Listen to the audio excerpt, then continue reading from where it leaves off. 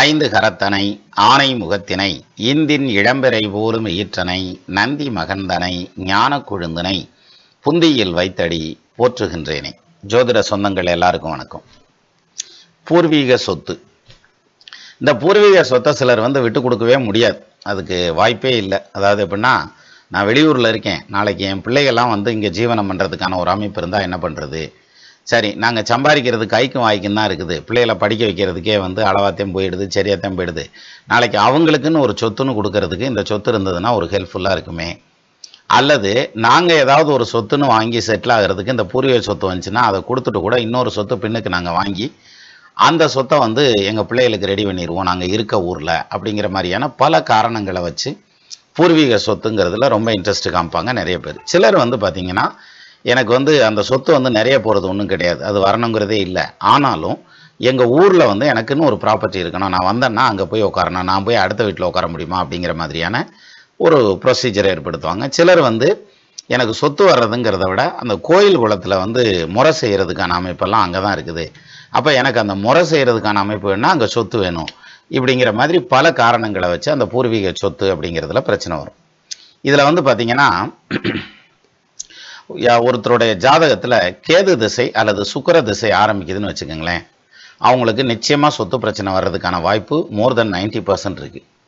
எங்கள் அப்பையும் சொத்தே சம்பாதிக்கலை, சும்மாதையும் விட்டுட்டு போயிருக்கான், அப்புறம் எப்படா சொத்து பிரச்சனை வரும் அப்படின்னாக்கும் உரிமை பிரச்சனை வரும்.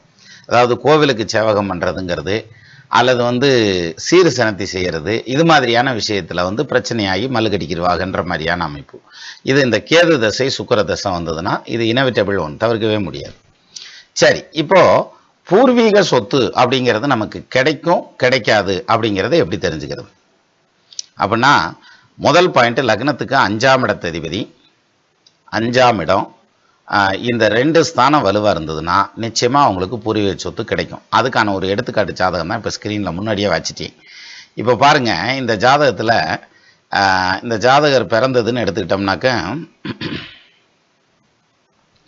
1976 ஆகஸ்ட் மாதம் 28ஆம் தேதி 4 மணி 15 நிமிஷம் AM பிறந்தது திண்டுக்கல்ல பிறந்ததுன்னு வச்சுக்கோங்க.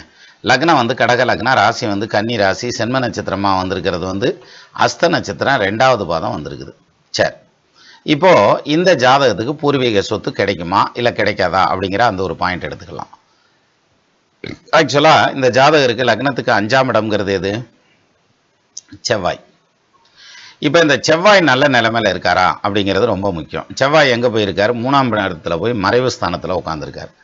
ஆனால் செவ்வாய் மறையலை. என்ன காரணம்? 3ஆம் இடத்ததிபதி புதன் ஆட்சி உச்சமாய் நிற்கிறாரு, அவரோட செவ்வாய் சேர்ந்திருக்காரு. அப்போ 3ஆம் இடமான மறைவு ஸ்தானத்தில் இருந்தாலும் அந்த செவ்வாய் ஆக்சுவலாக மறையலை. அப்போ செவ்வாய் நல்லா இருக்கார். சரி, அவர் கூட சந்திரன் சேர்ந்திருக்கிறதுங்கிறது சந்திர மங்கள யோகம், மங்களன்னு சொல்லக்கூடியது செவ்வாய். அப்போ புதன் சேர்ந்திருக்காரு, அவர் உச்சமாயிட்டார். கூட சுக்கிரன் சேர்ந்திருக்காரு, அவர் நீச்சபங்க ராஜயோகத்தில் இருக்கார், 4க்கு அதிபதி 11க்கு அதிபதி. ஆக மொத்தத்தில் இவருக்கு செவ்வாய் ஸ்ட்ராங்கான பொசிஷனில் இருக்கார். சரி, 5ஆம் இடம் நல்ல கண்டிஷனில் இருக்கா அப்படின்னாக்கா 5ஆம் இடத்தை யார் பார்க்குறான்னு பாருங்கள், குரு பார்ப்பார். அப்போ நிச்சயமாக இவங்களுக்கு பூர்வீக சொத்து உண்டு. சரியா? சரி, அது இவருக்கு கிடைக்குமா அப்படிங்கிற மாதிரியான பாயிண்ட் எடுத்துக்கணும். அதுக்கான பதில் என்ன அப்படின்னா, இப்போ என்ன தசை நடக்குது அப்படின்னா, இந்த ஜாதகருக்கு இப்போ சனி தசை நடக்குது. சனி லக்னத்திலேயே உட்காந்து தசை நடத்துறாரு. சிம்ம லக்னத்துக்கும் கடக லக்னத்துக்கும் சனி லக்னத்தில் உட்காந்து தசை நடத்தப்படாது. அப்படி நடத்துச்சுன்னா குடும்பத்தில் பிரச்சனைகளை கொண்டு வரும் அப்படின்னு ஒரு கான்செப்ட் உண்டு இல்லையா? அப்போது இங்கே கணவன் மனைவிக்கு இடையில பிரச்சனை அப்படின்னு வர்றதுக்கு பதிலாக இந்த ஜாதகத்தில் எங்கே பிரச்சனை வருதுன்னா, சொத்து பத்து சம்மந்தப்பட்ட வகையில் பிரச்சனை வருது. அப்போது இதனால் இவங்களுக்கு ப்ராப்பர்ட்டி எதுவும் இல்லாமல் போயிருமா அப்படின்னாக்க நிச்சயமாக இல்லாமல் போகிறதுக்கான வாய்ப்பு இல்லை. அதாவது தாய் தகப்பனார் இவங்களுக்கு கொடுத்தே ஆகணுங்கிற மாதிரியான அமைப்பு. சரி, அப்போ நல்ல விதமாக வருமா அப்படின்னாக்கா அப்படி வராது, கொஞ்சம் மனக்கசப்போடு தான் சேரும். இது எப்படி எடுக்கிற நீ அப்படின்னா ரொம்ப சிம்பிள். அதாவது 5ஆம் இடத்ததிபதி செவ்வாய் 3ஆம் பாவத்தில் நிற்கிறார். ஆனால் தசை நடத்தக்கூடிய சனி 3ஆம் பார்வையாக அந்த செவ்வாயை பார்க்குறார். அப்போ சனி செவ்வாய் சேர்க்கைங்கிறது அந்த 3ஆம் இடத்துல வந்துடுது இல்லையா? அப்போ என்ன ஆகும்னா பிரச்சனையாகும். எது? சங்கடங்கள் வரும், வருத்தங்கள் வரும். பொம்பளை பிள்ளைகளுக்கு நீங்கள் நிறையா கொடுக்குறீங்க, எங்களுக்கு பெருசாக ஒன்றும் கொடுக்க மாட்டேங்கிறீங்க, வைக்க மாட்டேங்கிறீங்க. அல்லது மெயினான ப்ராப்பர்ட்டியை பொண்ணுக்கு கொடுக்குறீங்க, அண்ணன் தம்பி கொடுக்குறீங்க, எனக்கு கொடுக்குறது சாதாரண ப்ராப்பர்ட்டியை கொடுக்குறீங்கிற மாதிரி ஏதோ ஒரு விதத்தில் ஒரு வருத்தம்ங்கிறது வரும். சரி, இது வந்து ஒரு வழியா சால்வ் ஆயிருமா அப்படின்னா, குரு 5ஆம் பார்வையா அந்த ஸ்தானத்தை பார்க்குறாரா கன்னி ராசியை, அப்போ கண்டிப்பாக சால்வ் ஆயிடும். அப்போ ஒரு ஜாதகத்தில் பூர்வீக சொத்து அப்படிங்கிறது கையில் வரணும் அப்படின்னா, அந்த சொத்துல போய் உட்காந்து நீங்கள் ஜீவனம்னு பண்ணணும்னா 5ஆம் இடமும் 5ஆம் இடத்ததிபதியும் அடி வாங்கியிருக்க கூடாது. இங்கே அது ரெண்டும் அடி வாங்கலை. ஆனால் அதே சமயத்தில் அந்த 5ஆம் இடத்ததிபதியோட பகை கிரகம் சேர்ந்தாலோ அல்லது பார்த்தாலோ அந்த சொத்து வர்றதுல பிரச்சனைகள் இருக்கும். குரு இது மாதிரி அந்த ஸ்தானத்தை பார்த்துட்டாலும், ஏன்னா இந்த குரு வந்து 5ஆம் இடத்தையும் பார்க்குறாரு, 5ஆம் இடத்ததிபதியும் பார்க்குறாரு, அதனால கண்டிப்பாக சொத்தை வாங்கி கொடுத்துருவார். பூர்வீக சொத்து வந்து சேர்ந்துடும், அந்த மாதிரி வந்துடும். இப்போ இந்த ஜாதகத்தை பொறுத்த வரைக்கும் செவ்வாயாவது புதனாவது வக்கரமாகி இருந்தால் நிச்சயமாக அந்த சொத்து கிடைக்காது, அதில் பிரச்சனைகள் ஆகும், அல்லது வந்து இவங்க அங்கேருந்து கோச்சிக்கிட்டு வெளில வந்துடுவாங்கங்கிற மாதிரியான அமைப்பு வந்துடும். இங்கே அந்த பொசிஷன் இல்லை, எது செவ்வாய் வக்கரம் இல்லை, புதன் வக்கரம் இல்லை, அதனால் பூர்வீக சொத்து கிடைச்சிரும். இப்போ சப்போஸ் ஒரு சிலருக்கு வந்து ராகு கேது 5ல் சம்மந்தப்படுறார் அல்லது 5ஆம் இடத்ததிபதியோட சம்மந்தப்படுறாருன்னா அந்த தசை நடக்குதுன்னு வச்சுக்கோங்க. அப்போ இந்த பூர்வீக பிரச்சனைன்னு வந்ததுன்னா அவங்க தான் கோர்ட்டு வழக்கு வம்பு கேஸு அப்படின்லாம் போகிறது, லிட்டிகேஷன் ஆகுறதுங்கிற மாதிரியான அமைப்பு. சப்போஸ் 5ல் ராகு கேது இருக்குது, 5ஆம் இடத்ததிபதியோட ராகு கேது இருக்குது, ஆனால் நடக்கிறது அந்த தசை இல்லை, ஆனால் சொத்து பிரச்சனை வருது அப்படின்னாக்க தாராளமாக அதை பிரிச்சுக்கிற மாதிரியான ஒரு அம்சம் வரும். அதில் ஒன்று இவங்க விட்டு கொடுத்து போகிற மாதிரி இருக்கும், அல்லது இவங்க கூட பிறந்தவங்க இவங்களுக்கு விட்டு கொடுத்து போவாங்க. ஸோ மொத்தத்தில் ஏதாவது ஒரு விதத்தில் அந்த ப்ராப்பர்ட்டியை பிரிச்சுக்குவாங்கங்கிற மாதிரியான அமைப்பும் பிரச்சனை இல்லாமல் தீந்துரும்ன்ற மாதிரியான அம்சமும் ஸ்ட்ராங்காக சொல்லலாம்.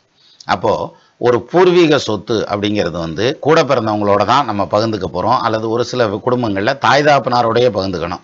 நாங்கள் அண்ணன் தம்பி 2 பேர், அப்புறம் அம்மாவுக்கு ஒரு பங்கு அப்பாவுக்கு ஒரு பங்கு 4 பிரி, அதில் வந்து 2 பங்கை தாப்பனாரும் தாயும் எடுத்துப்பாங்க, ஆளுக்கு ஒரு பங்கை வச்சுக்கிட்டு நீங்கள் போய் புலப்பத்தனம் பண்ணுங்கப்பா, புலப்ப பாருங்கப்பா, எங்கள் காலத்துக்கு பின்னால் அப்புறம் வந்து இதெல்லாம் எடுத்துக்கங்க அப்படின்னு சொல்லி அப்படியும் சில குடும்பத்தில் வர்றது உண்டு.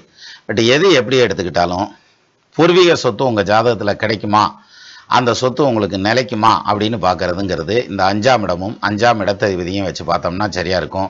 மறுபடியும் சொல்கிறேன், இந்த 2ல் எந்த ஒரு 5ஆம் இடத்துல வக்ர கிரகம் இருந்தாலோ 5ஆம் இடத்ததிபதி வக்ரமானாலோ அதில் ட்ரபிள் வர்றதுக்கு வாய்ப்பு இருக்குது.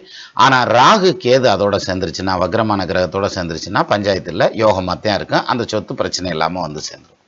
ஸோ இப்படி தான் சார் நம்ம பூர்வீக சொத்து கிடைக்குமாங்கிற பாயிண்ட்டை எடுத்துக்கிடலாம்.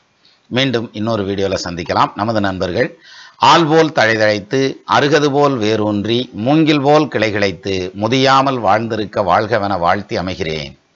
வணக்கம்.